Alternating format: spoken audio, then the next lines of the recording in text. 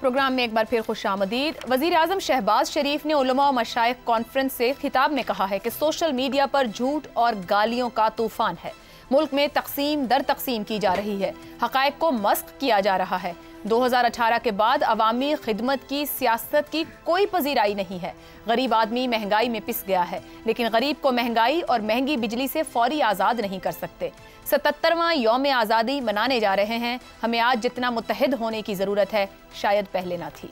वज़ीर आज़म ने कहा कि सिपह सालार की पुरजोश, ईमान अफरोज़ और दिलों को गरमा देने वाली तकरीर के बाद मज़ीद किसी इजाफे की ज़रूरत नहीं। सिपह सालार ने जो गुफ्तगू की वो हम सब के लिए मशअले राह है। शहबाज शरीफ ने कहा कि मैं जिस मुल्क में भी गया, मैंने कहा कि कर्ज लेने के लिए नहीं आया। 77 साल से कर्ज लेते आए हैं। इस चुंगल से आज़ादी हासिल करना आसान नहीं, लेकिन आज फैसला कर लें तो फिर कोई बड़ी से बड़ी रुकावट आड़े नहीं आ सकती। 200 यूनिट माहाना इस्तेमाल करने वाले बिजली सारिफीन को रिलीफ देने के लिए 50 अरब रुपए रखे हैं। सरबराह पाक फौज के साथ मिलकर बिजली के घरेलू सारिफीन को मजीद रिलीफ देने के लिए जामे मंसूबा बना रहे हैं। खुदा करे कि आइंदा का IMF प्रोग्राम आखिरी साबित हो। Army chief general Asim Munir की मौजूदगी में वज़ीर आज़म शहबाज शरीफ ने कहा कि हुकूमत, इदारे, सिपह सालार यकजान दो कालिब की तरह यकसू हैं। सियासी हुकूमत और आईनी इदारों में जो ताउन आज है वो पहले कभी नहीं देखा। आज और कल में ये फ़र्क है कि अब मुकम्मल मुशावरत है ताकि मुल्क आगे चले। यही वो तरीका है कि पाकिस्तान को मुश्किलात से निजात दिलवाई जा सकती है और इसको अपने पाँव पर खड़ा किया जा सकता है। वज़ीर आज़म के मुताबिक पाकिस्तान के बेहतरीन मफाद में सिपह सालार और हुकूमत का इश्तिराक है। इसी पर गुफ्तगू करेंगे और पैनल के लिए सवाल इस तरह से, सियासी हुकूमत और आईनी इदारों में जो ताउन आज है वो पहले कभी नहीं देखा। वज़ीर आज़म शहबाज शरीफ, क्या वज़ीर आज़म दुरुस्त कह रहे हैं? इफ्तिखार साहब, देखिए इस हद तक तो बात ठीक है, लेकिन जब तक अपोजिशन को इसमें शामिल नहीं करेंगे तो ये बात फाइनल नहीं को रिज़ल्ट देगी। काश आज ये बात भी कहते कि मैं लीडर ऑफ द अपोजिशन को दावत देता हूँ कि वो भी आएँ और हमारे साथ इस जद्दोजहद में शरीक हों। जिस जद्दोजहद का ऐलान चीफ ऑफ आर्मी स्टाफ ने और वज़ीर आज़म पाकिस्तान ने किया है, उसमें उनको दावत पब्लिकली देनी चाहिए। क्योंकि देखिए, मैं तो इस बात में यकीन रखता हूँ कि मसला पार्लियामेंट के लोगों ने ही हल करना है। मैं ब्रेक में बात कर रहा था, जब MRD बनी तो MRD जब बनाई जा रही थी और जिस घर में बनाई गई, उस घर के एक फरीक का कहना था कि अपनी वालदा से कि आपने किन लोगों से बात शुरू कर दी है, ये तो मेरे बाप के कातलों में से शरीक है। लेकिन हकीकत ये है कि सियासत में रास्ते निकालने पड़ते हैं। सही। और आप यकीन करें कि उस MRD की तहरीक ने ज़िया-उल-हक जैसे आमर को हिला के रख दिया, और वो कोई MRD की तहरीक इतने बड़े जलसे, जुलूसों, धरनों पे मुश्तमिल नहीं थी। रोज़ाना एक गिरफ्तारी दी जाती थी, एक गिरफ्तारी सिर्फ, लेकिन उस एक गिरफ्तारी ने, रोज़ाना की गिरफ्तारी ने हिला के रख दिया MRD की तहरीक ने उस आदमी को। तो शायद सियासी जमातों को आमरीत में एहसास होता हो इकट्ठा होने का। नो, मैं नहीं मानता। मैं नहीं मानता। आमरीत अपनी जगह है, सिर्फ आमरीत में इकट्ठे नहीं होते। इन लोगों ने अच्छे काम भी किए हैं। ये पाकिस्तान का जो आइन है 1973 का, आमरीत के दौर में तो नहीं बना ना, इन्होंने मिलके बनाया। उसमें भी लोगों ने डिसएग्री किया। ऐसे दोस्त हैं जिन्होंने दस्तखत नहीं किए, लेकिन एक चीज बन तो गई। बिल्कुल सही। फिर जब ये आप देखें अपना ये बना, फैसला हुआ कि दो पार्टियों ने बैठ के कहा कि हम चार्टर ऑफ डेमोक्रेसी करते हैं। इमरान खान ने अगरचे उस पर सिग्नेचर नहीं किए, लेकिन Imran was very much present in that meeting. बिल्कुल ठीक, बिल्कुल ठीक। नहीं, देखें आप कैसे बात कर रहे हैं। अगर प्राइम मिनिस्टर ये कहे कि लीडर ऑफ द अपोजिशन को कि देखो लीडर ऑफ द अपोजिशन, ये हमारे 6 पॉइंट्स हैं कि हम खवारिज से बात नहीं करेंगे, हम मुल्क दुश्मनों से बात नहीं करेंगे, हम किसी को पाकिस्तान पे हमला करने की इजाज़त नहीं देंगे, हम किसी को पाकिस्तान को इक़्तिसादी तौर पर मफलूज होने की इजाज़त नहीं देंगे, आए हमारे साथ खड़े हो। और फिर अगर वो नहीं खड़े होते तो लेट द पीपल डिसाइड। ठीक हो गया, लोग फैसला करेंगे भी क्या हुआ। दुरुस्त है, दुरुस्त हो गया। ये तरीका है आगे जाने का। शहजाद साहब, हुकूमत, इदारे, सिपह सालार यकजान दो कालिब की तरह यकसू हैं। शहबाज शरीफ साहब ये फरमा रहे थे, इमरान खान के दौर में अप्रैल 22 तक हुकूमत, इदारे, सिपह सालार यकजान दो कालिब की तरह यकसू नहीं थे क्या? अच्छा, एक और चीज देखिए, ये 365 दिन होते हैं साल में और माशाल्लाह 5 साल का दौर होता है। इसमें शायद 8 या 10 साल के अंदर ऐसे दिन होते होंगे जब सिपह सालार और वज़ीर आज़म किसी एक प्लेटफॉर्म पे मौजूद होते होंगे, यानी साथ साथ इकट्ठे एक जगह बैठे होंगे। सिर्फ उन 8-10 दिनों में ही ये बातें करने की क्यों जरूरत है? वो जो बाकी 350 दिन है जो कि आप वजीर आजम के तौर पे काम करते हैं, पार्लियामेंट में भी होते हैं, अपनी कैबिनेट में भी बैठते हैं, वहां पर तो बिल्कुल सामने बैठा होता है आपके लीडर ऑफ द ऑपोजिशन, उससे बात क्यों नहीं करते आप? उसको सब अपने चैम्बर में क्यों नहीं बुलाते? उसको अपने दफ्तर में क्यों नहीं बुलाते? उससे गुफ्तगू क्यों नहीं करते आप? ये जो सियासी अमल है, ये हमने उसका वादा वईद सिर्फ सिपा सलार के आगे बैठ के करना होता है। ये जो हमने सियासी अमल को शुरू करना है, ये सिपा सलार की मौजूदगी में सिर्फ हम ये कर सकते हैं। तो इसलिए मुझे ये समझ नहीं आती कि हम इस तरीके से एक इसको कंडीशनल और उस तरीके से अपने आप को क्यों मुकैयद कर लेते हैं अपनी सोच के हिसाब में। मेरा ख्याल है इससे तो निकलने की जरूरत है। बात बड़ी बेहतर की गई। हमारे यहाँ चार्टर ऑफ डेमोक्रेसी की मिसाल है, हमारे यहाँ बाकी पॉलिटिकल मूवमेंट्स की मिसाल है जो कि कामयाब मूवमेंट्स थे।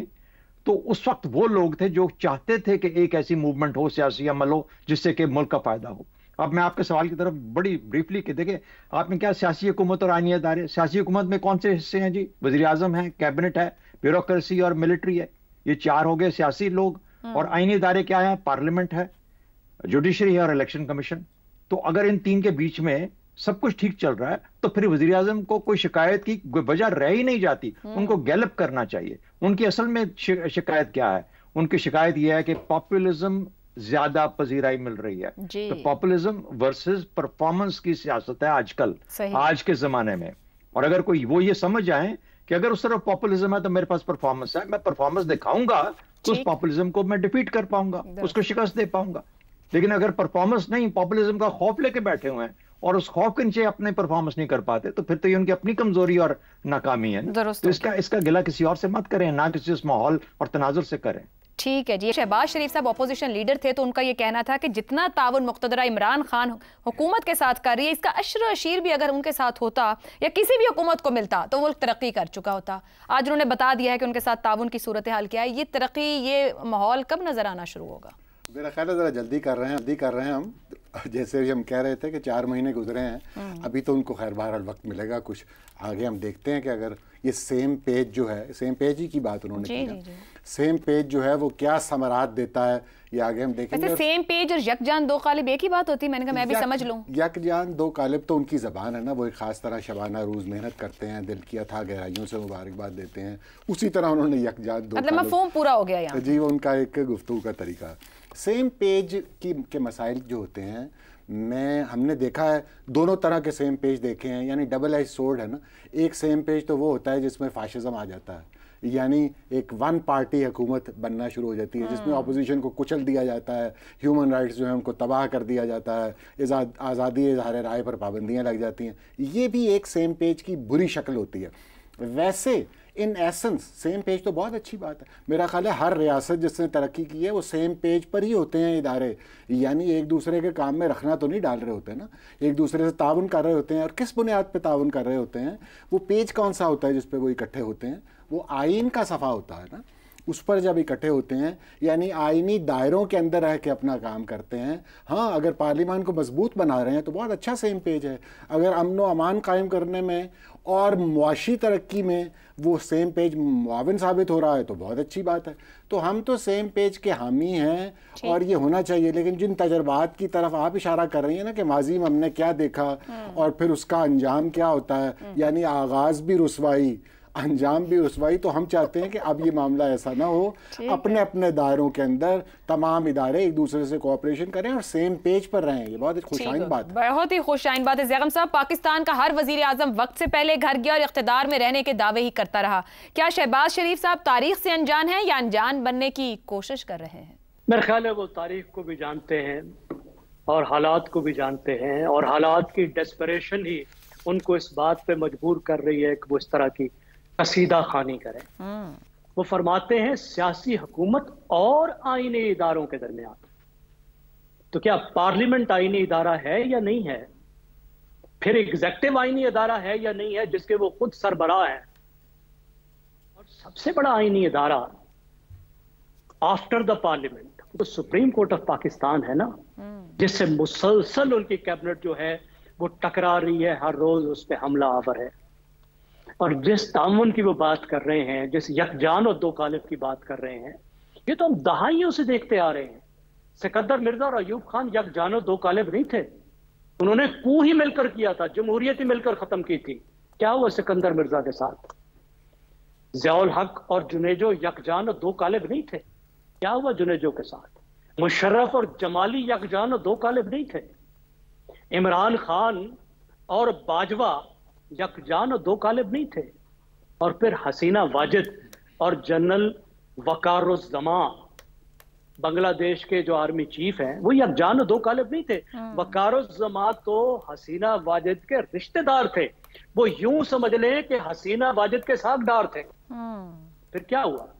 When push comes to shove, जब परफॉर्म नहीं करेंगे, गैर मकबूलियत आपकी बढ़ेगी, अवाम आपके खिलाफ होंगे, यूथ आपके खिलाफ होंगे, तो उस वक्त ये कंधा आपको नहीं मिलेगा, ये तकरीरें आपको नहीं बचाएंगी। इन तकरीरों से आप अपने लिए जग हंसाई का सामान करते हैं। परफॉर्म करें और खत्म करें। देखिए, एक तरफ पॉपुलिज्म है, आखिरी बात जी, एक तरफ पॉपुलिज्म है, दूसरी तरफ नेपोटिज्म और क्रोनी कैपिटलिज्म नहीं है। अगर पॉपुलिज्म के मुकाबले में नेपोटिज्म और क्रोनी कैपिटलिज्म की तरफ परफॉर्मेंस होती तो ये भाषण देने की जरूरत ना पड़ती।